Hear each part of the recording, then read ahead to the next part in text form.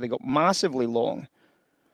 Why? Because obviously we got that brilliant rip from Friday. I was long actually at 8:30. I was talking to the guys about this gamma burn on Friday to get long into this pop higher here. So that's something we might be doing in the future. But obviously it's key important to then go to your VWAP and then to make sure you've got where all the VWAP is. What's the average price of this? And there it is there. There's your VWAP. And obviously it's gone long out of the US Open. That's great news. So that's obviously very, very bullish. That's the starting point. So we'll color this bullish, or we'll just color it black. That's the Friday VWAP. Now, obviously, the closing VWAP is also valuable for the overnight session. So there it is there. So closing, it doesn't matter where you start it, and there it is there. So what is this? This is also rising. So this is very bullish. So we can make this a bullish VWAP. So obviously, if this is blue and that's black, then of course the idea would be to try and be long. And that's pretty obvious. And you can see that if we were to be long during this period, the amount of money you made in the overnight session. What amount of cash you made in the overnight session? Crazy, right? But obviously, what's the next VWAP that we want to pay attention to? It's going to be the London Open. So we go to 759, 758, 750. It doesn't make any difference which one you go to, guys. There's the London VWAP. So the first thing we're going to look at is the order. So it's black, blue, and at the moment opening higher. So it's going to be blue to start with. But obviously the idea is that what are they going to do with the London Open? So the first thing is, if they go bid, then we're going to go long probably for the entire morning session. If they go sell side from the VWAP, because remember the VWAP's almost as much use as a chocolate ashtray at the cash open, right? If you've just put VWAP on the charts, it's rubbish. It doesn't mean anything. It's just basically the current price. Well, you might as well just look at the current price. What you've got to do is recognize what they do with the volume from the cash open. And obviously, if you look at today's cash open, if we zoom into this now for the session, what did they do with VWAP this morning out of London? They distributed. So what we do with this VWAP is we then color this VWAP red for a distribution. So we now know that this price here is a distribution price. We can mark it as a distribution price. We can say, right, we now know what's going on. They're distributing this trade here. And obviously, based on the distribution, we know that there's a VWAP, couple of VWAP areas that we're going to be paying attention to at this point, 220s, 145s, those kind of areas. And obviously, we're now distributing at this price. Well, we know that they distributed because the VWAP went sell side and it stayed sell side. So that's great news, isn't it? So in terms of this idea, we can obviously go back as well. And we recognize that this idea of where the bulls came in, we can simply just cover the area from the VWAP point of view and from the profile point of view. And from that, we can mark off where the buyers actually came in, not where you think they came in, where they actually did come in on average. And these are all now really strong buyable areas on the charts, right? That's a very strong buyable area. Now, the overnight session doesn't have a lot of trade, but we still want to pay attention to it. We want to know where the biggest trade is likely to be located from where the buyers still came in the overnight session, which was this guy you would imagine here, very strong buyer at those prices. And you can see a bit of a strong buyer from the cash open down here as well. We can see a couple of other areas that certainly showed some signs of buying, and we could probably highlight this guy here. So this is good because now we've got some levels that we might want to be paying a level of attention to. We've got something that we can look at and say, there's something to read, something to look at. Now, obviously, what happens is that we get the distribution coming in, and obviously at that stage, we're still buy side with a high price distribution. So at this point here, we're buy side with a high price distribution. There it is there. There's your opportunity to sell into the distribution area. We already know it's a distribution. And obviously, because this is a distribution VWAP, the one thing we don't really want to do is we don't really want to necessarily sell lower. We don't really necessarily want to buy higher because it's distribution. It's an area that we would expect to see trading back at least towards this VWAP here at 220s, 230s. And what happened? We came back to the distribution again, same trade, same idea. You can see the VWAP is completely flat from London. So there's no upside, there's no downside. It's just completely flat, suggesting this market is churning. Now, the interesting thing for the guys just joining us is that we called this morning when we came into the London room. We called this as a top edge rotational marketplace for longs to liquidate into.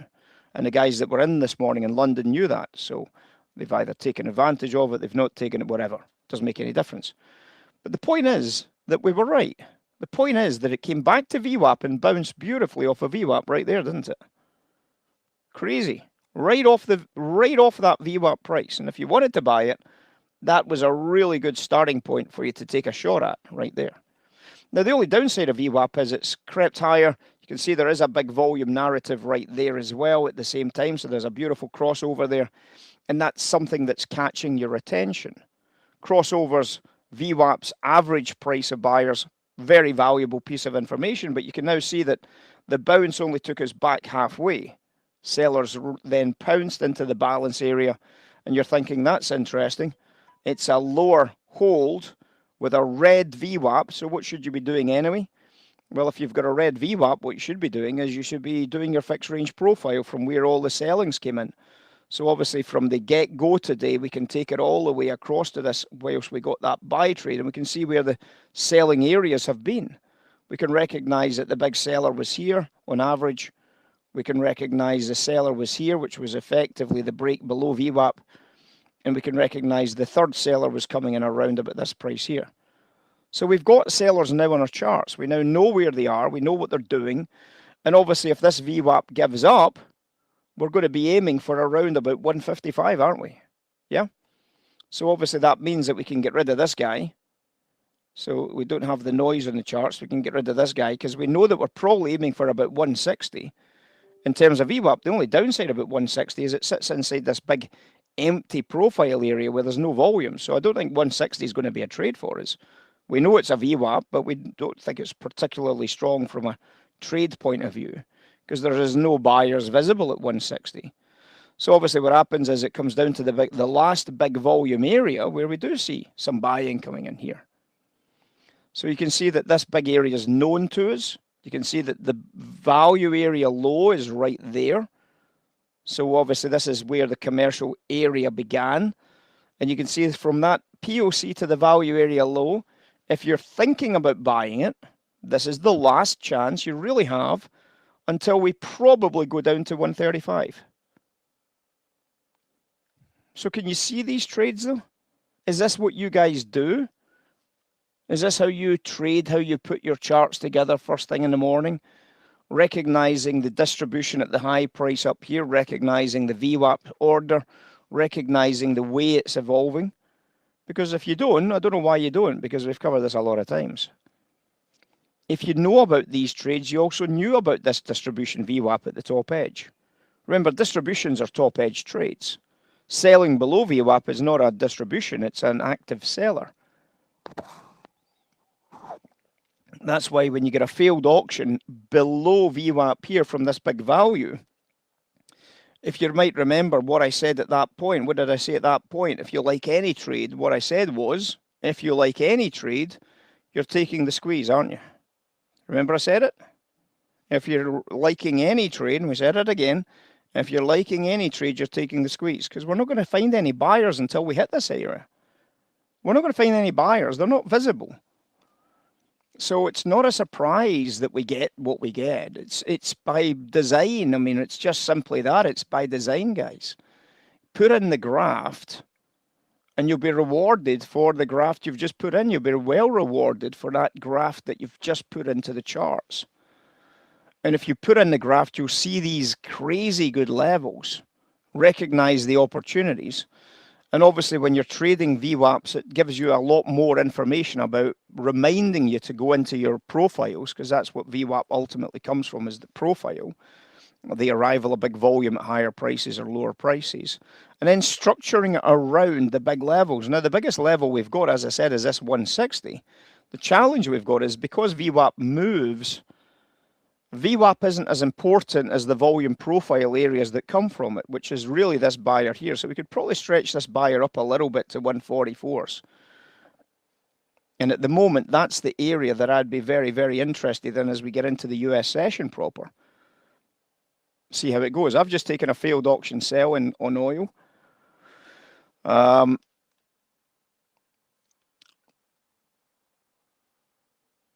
It's amazing how easy some of these trades can be, guys. I mean, for little failed auction trades, just to get you into the flow of things. I mean, I don't see a big sell side auction, so I don't think it's going to always be a good trade. But you know, when you see the easy stuff, you want to make sure you hit the easy stuff when it shows up, right?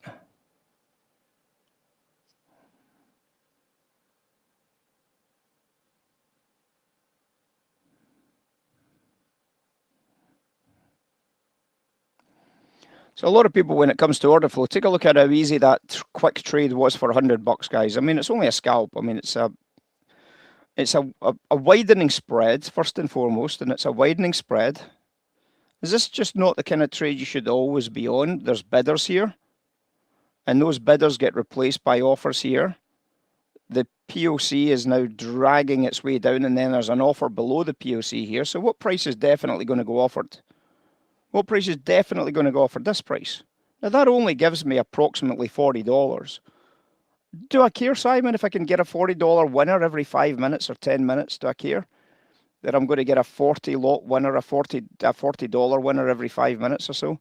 No, because I'll put in 2 contracts, 3 contracts, 5 contracts, 10 contracts. And if I can get 1,000 of those a day, or 500 of those a day, or 10 of those a day, I'll make a lot of money. I'll make tens of thousands of dollars every day trading these little failed auctions after a widening here. Tens of thousands of dollars every day. Just picking up these if you've got a full entire trading day available to you, of course. If you've got a full entire trading day.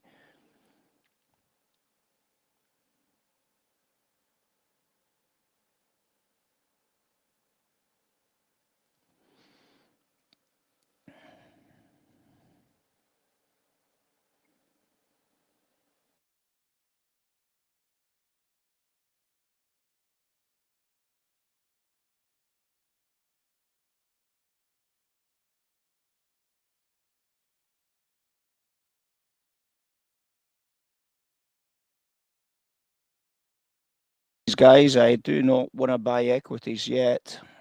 Still not keen on it. Sorry, still not keen. If you're going to buy equities, you really have to give yourself a big discount to buy into that. 200 level was, of course, the big opportunity to go into that as a bit of business, but I'm not going to pay higher prices for it. I don't see any reason to pay higher prices. I don't see anybody coming in for them just yet. So for me, happy to buy lower, but not happy to buy higher at this point.